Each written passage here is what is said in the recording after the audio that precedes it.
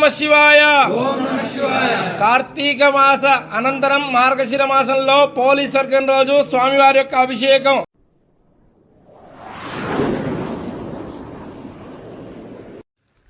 Hello friends, welcome to my channel. ఈరోజైతే కార్తీక మాసం అయిపోయింది కదండి. ఇంక ఇదైతే నెక్స్ట్ డే రోజు అండి. ఇంకా మార్గశిర మాసంలో ఇంక ఈరోజు అయితే పోలి పౌర్ణమి రోజునండి. ఇంకా ఇక్కడ స్వామివారికి అయితే అభిషేకం అయితే జరుగుతుంది.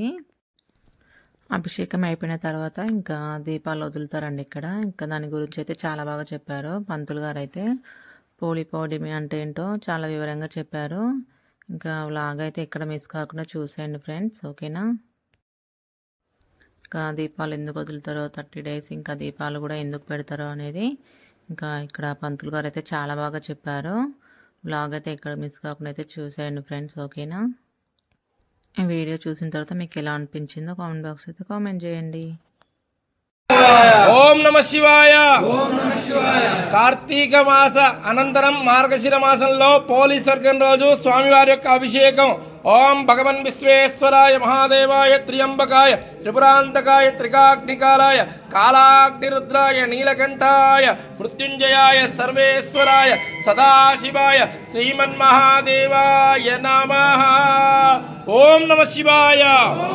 నెల రోజులు కూడా ఎవరైనా దీపారాధన చేయకున్నా, ఎవరైనా పనిలో పడి వాళ్ళకి ఎటువంటి ఆటంకాలు వచ్చినా ఈ కార్తీక మాసం అయిపోయిన తర్వాత మొట్టమొదటి రోజు మార్గశిర మాసంలో ఈ మొట్టమొదటి రోజు ఎవరైతే ఈ 33 దీపాలు వెలిగిస్తారో కార్తీక మాసం మొత్తం వెలిగించినటువంటి ఫలితం వస్తట.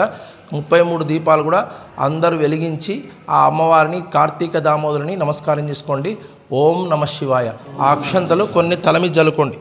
పోలీస్ స్వర్గం అనేటువంటి కథ ఎందుకు వచ్చింది? పోలి అంటే ఎవరు? స్వర్గం అంటే ఏమిటి? అసలు ఎందుకు ఈ పోలీస్ స్వర్గంలో నీళ్లు ఎందుకు వదలాలి? నీళ్లలో దీపాలే ఎందుకు వదలాలి? కార్తీక మాసం అయిపోయినాక ఎందుకు వదలాలా అనేటువంటిది ఇప్పుడు అంతా కూడా కథ ద్వారా మనం తెలుసుకుందాం. ఈ దీపాలు వదలడం కంటే కూడా కథ వినడము అనేటువంటిది చాలా విశేషమైనటువంటిది. కథ అనేది తెలుసుకొని మనం దీపారాధన నీళ్ళల్లో వదలడం అనేటువంటి ముఖ్యం. మీరు ఎవ్వరు మాట్లాడకుండా శ్రద్ధగా కథ వినండి. పూర్వము కృష్ణానది తీరాల్లో రాజమ్మ అనేటువంటి ఒక చాకలామె ఉండేట. ఆ చాకలామెకు 7 కోడళ్ళు. ఈ 7 కోడళ్ళలో కూడా 6 తోటి కూడా స్నేహం చేసేదట రాజమ్మ. కానీ చిన్న కోడలికి ఆ గ్రామంలో మంచి పేరు ఉండేదట. అందరితోటి మంచి ఆదరణ చేత, అందరితో అభిమానం చేత ఉండేసరికి మంచి పేరు వచ్చేదట. చిన్న కోడలను చూసి గ్రామంలో అందరూ కూడా సంతోషించేవారట. కానీ ఆ రాజమ్మకు మాత్రం కోడల్ని చూస్తే బాగా పేరు వస్తున్నది. ఆమెకు ఎవరైనా కోడలు అంటున్నారు, నాకు ఏం పేరు లేదు అని ఆమె చాలా ఏ విధంగానైనా సరే ఆ కోడల్ని అణగదొక్కాలనేటువంటి ప్రయత్నంలో ప్రతిరోజు కూడా 6 కోడల్ని మాత్రం ఏం పని చెప్పక 6 యొక్క పని కూడా 7వ కోడలకు మాత్రం చెప్పి మిగిలిన వాళ్ళు వీళ్ళంతా కూడా వాళ్ళ పనులకు వెళ్ళిపోయేదట.